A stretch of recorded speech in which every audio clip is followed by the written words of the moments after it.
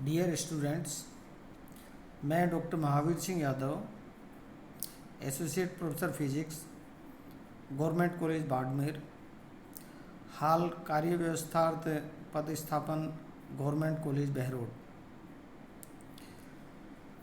पिछले 2 व्याख्यानों में मैंने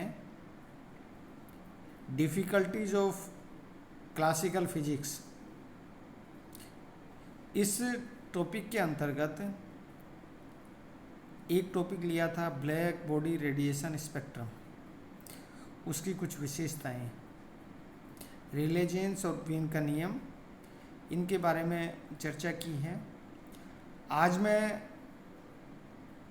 उसी डिफ़िकल्टीज का जो सेकंड टॉपिक है, दूसरा बिंदु है, उसको लेता हूँ। वो है ठोसों की विशिष्ट ऊष्मा, the specific heat of solids. Classical mechanics की सहायता से, क्लासिकल फिजिक्स की सहायता से ये जो स्पेसिफिक हीट ऑफ सॉलिड्स है उसको पूर्णतः स्पष्ट नहीं किया जा सका। क्या दिक्कत आई, कैसे दिक्कत आई, उनका जो विश्लेषण है मैं आज करने वाला हूँ। तो सबसे पहले विशिष्ट ऊष्मा क्या होती है, इसको कैसे डिफाइन करते हैं, कैसे इसका मैथमेटिकल रिप्रेजेंटेशन है, मैं आप लोगों के सम्मुख रख रहा हूँ।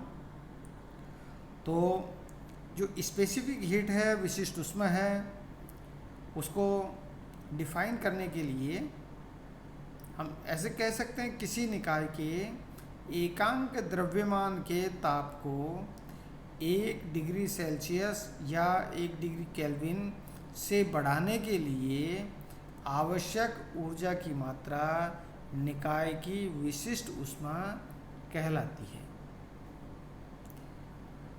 यहाँ इसको मैथमेटिकल फॉर्म में रखें तो विशिष्ट ऊष्मा यहाँ इस तरह से इसको कर दिया जाता है कि C = dQ/dt, जहाँ dQ है वो क्या है, निकाय को दी गई ऊष्मा है, और dt किसको रिप्रेजेंट कर रहा है, यहाँ dt किसको रिप्रेजेंट करता है, निकाय के ताप में परिवर्तन, अर्थात जो dQ ऊष्मा दी जाती है जिसके कारण से निकाय के ताप में परिवर्तन होता है, और उस निकाय में ताप के परिवर्तन को dt के द्वारा लिखा गया है। यहाँ ये जो विशिष्ट ऊष्मा होती है, या जिसको अपन कहें स्पेसिफिक हीट होती है, इसको 2 तरह से क्लासिफाई किया जाता है।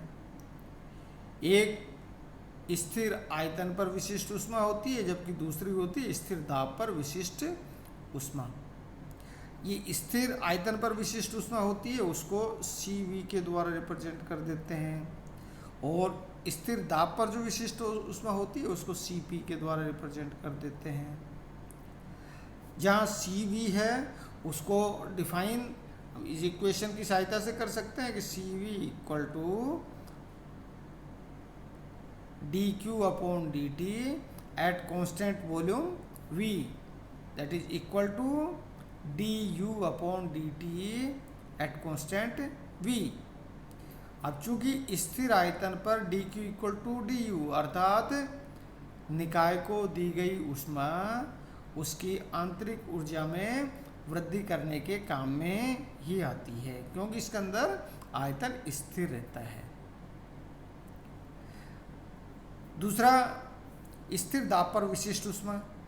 स्थिर दाब पर विशिष्ट ऊष्मा को CP के द्वारा लिखते हैं, और इसको हम CP = dQ/dt at constant pressure P, mathematical form में इस तरीके से इसको लिख दिया जाता है।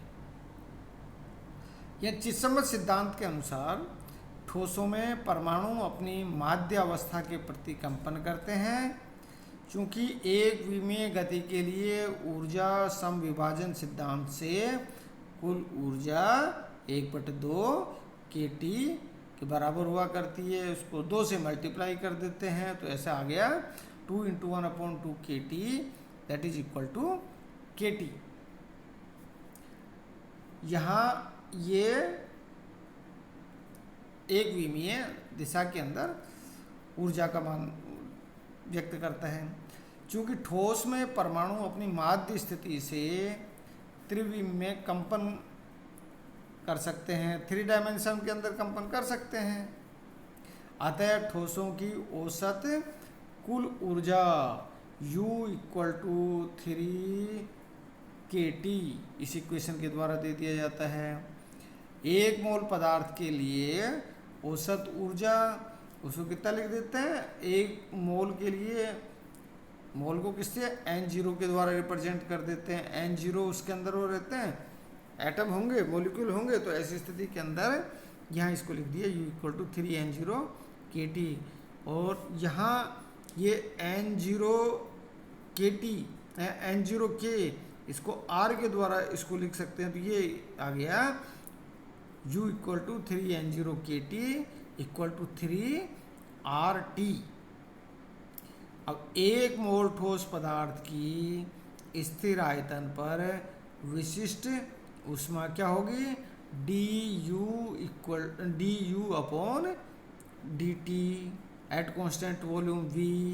अभी इक्वेशन 1.23 का क्या कर देते हैं, with respect to T differentiate कर देते हैं। तो ऐसी स्थिति के अंदर क्या आ गया, CV = dQ/dt at constant V = du/dt at constant volume V, that is equal to 3R।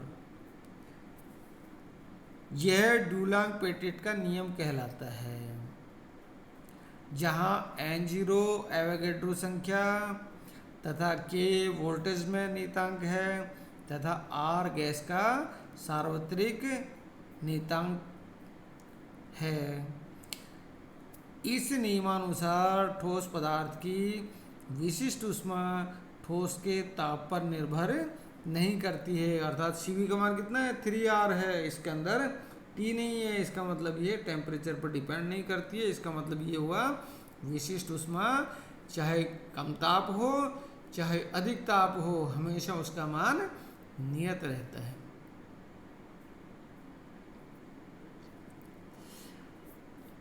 विशिष्ट ऊष्मा की ताप पर निर्भरता के प्रायोगिक वक्र यहाँ इसके अंदर ड्रॉ कर रखा है मैंने ना। यहाँ ये जो वक्र है ये क्या है, विशिष्ट ऊष्मा का ताप के साथ में प्रभाव जो या उसकी स्टडी है उसको रिप्रेजेंट कर रहा है ये कर्व। तो यहाँ इससे देखने से पता लगता है कि विशिष्ट ऊष्मा ताप का फलन है। जो प्रायोगिक मान है वो देखिए, प्रायोगिक मान क्या है, इस तरह से ये मिल रहा है ये, अर्थात ये क्या है, ताप का फलन है।